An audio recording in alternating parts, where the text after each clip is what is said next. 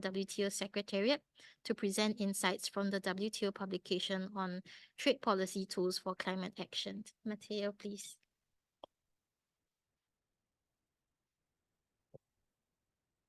Thank you very much, Ariel, Jean-Marie, for the kind introduction. Good morning to all delegates here in the room and online. It is my pleasure to give you a short presentation on the Trade Policy Tools for Climate Action publication that the WTO Secretariat launched last year. So let's dive right into a few words on context, because I think it is important to highlight why it is important to think about new and creative ways in which trade policies could be used to meet our climate objectives. So on the one hand, it's important to highlight that multiple authoritative sources have indicated that despite all the good progress made, we're still not on track to meet some of the key mitigation and adaptation objectives enshrined in the Paris Agreement. For example, the first global stocktake exercise held at COP28 last year indicated and highlighted the need to reduce greenhouse gas emissions by 43% by 2030 and by 60% by 2035 relative to 2019, and of course, the need to reach net zero carbon emissions by 2050. Similarly, UNEP's emissions gap report made similar points about the importance of reaching significant reductions to stay on the 1.5 degree pathways, and they pointed to similar figures of 42% by 2030. But importantly, they also highlighted that greenhouse gas emissions are currently projected to increase by 3% by 2030. So there's clearly a gap there that needs to be addressed. That's on the one hand. On the other hand, many world leaders at COP28 agreed to reach ambitious climate goals with respect to renewable energy generation capacity and also energy efficiency improvements. For example, if we focus on the first one, which is renewable energy generation capacity, many world leaders agreed to triple that capacity by 2030 to 11,000 gigawatts. And here, maybe it's important to provide a little perspective on that figure. Currently, we have approximately 830 gigawatts of installed wind capacity and approximately 890 gigawatts of installed solar capacity. So in order to be close to reaching that objective established at COP28, we would need to add approximately 800 gigawatts per year all the way through 2030. So all of these facts, in my view, support the need for being creative and finding new ways to meet these climate goals. And of course, these may include examining how trade and trade policy can be part of that solution. So maybe then let's go to that part of the presentation, which aims to explore how trade policy could be used to enhance WTO members' efforts to meet their climate objectives. And as a prelude to the substantive discussion, let me note that last year, the WTO Secretariat launched the Trade Policy Tools for Climate Action publication at COP28 as a knowledge product aimed at describing various ways in which trade policy could be used by WTO members to enhance their own efforts to meet their climate goals. This was a Secretariat-wide effort aimed at providing a source of information to a wide readership, including potentially policymakers who may find some of the examples provided therein helpful in enhancing their own climate mitigation and adaptation goals. The trade policy tools captured in the publication are voluntary in nature, and the publication did not seek to evaluate which would be the most appropriate or efficient policy tool individually or collectively. With this, though, let me now turn to perhaps focus on a number of climate objectives that you see here on the slide. These are just examples of objectives that governments may wish to or may pursue depending on their own circumstances, priorities, and needs. This is just illustrative, so of course there may be many other valid and relevant climate objectives that governments pursue. And in the next few slides, I will go through each of these, trying to illustrate how trade policy tools could support the attainment of these objectives. So let's start with the first objective, which would be accelerating the uptake of renewable energy solutions. Here, of course, there may be a number of relevant trade policy tools that could be deployed for that objective, starting with import tariffs, which of course could help promote the affordability and uptake of these products if they are lowered. Here, it may be important to note that even though the average applied tariffs to some key renewable energy equipment, such as solar photovoltaic panels or wind turbines, is relatively low at around 3.5%, there is still considerable variability among members, and some applied tariffs as high as 12%. The other point that is important to keep in mind in this context is that the level of import of tariffs applied to these products should be considered in light of the fact that applied tariffs to fossil fuels are generally low. So by rebalancing tariffs, even by a relatively small number of percentage points, these could make an important contribution to reducing the relative cost of renewable energy.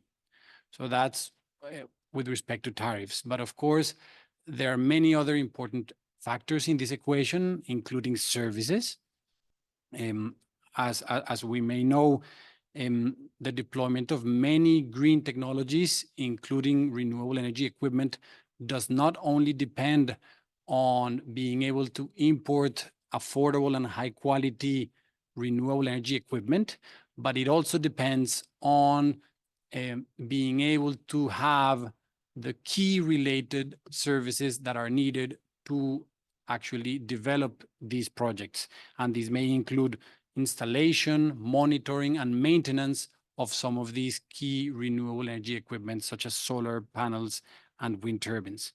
So when looking at services, it is important to consider whether there are any restrictions on trading services that may hinder or stall the development of renewable energy projects. And then thirdly, of course, trade finance may also play an important role in this regard. Trade finance is absolutely crucial for around 60 to 80% of world trade, but it can also be in short supply in many regions.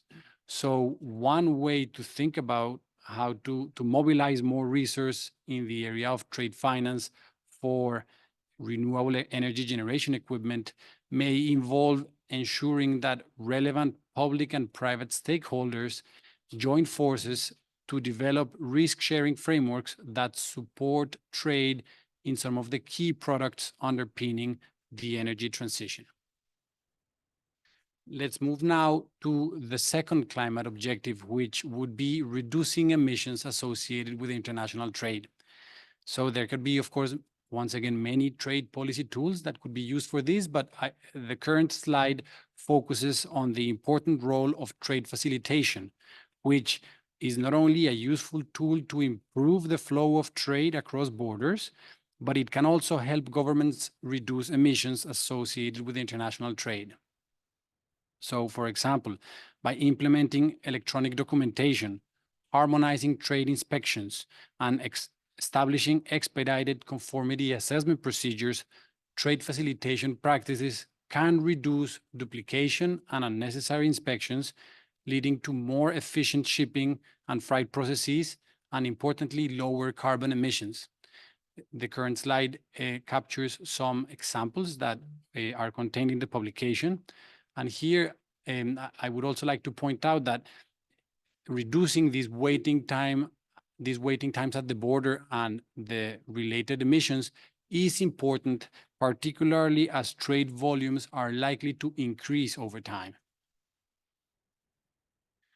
Let's turn now to a third possible climate objective in this in this case related to climate adaptation, and this relates to increasing resilience to extreme weather events and other climate-related challenges, such as the spread of pests and diseases due to changing climatic conditions.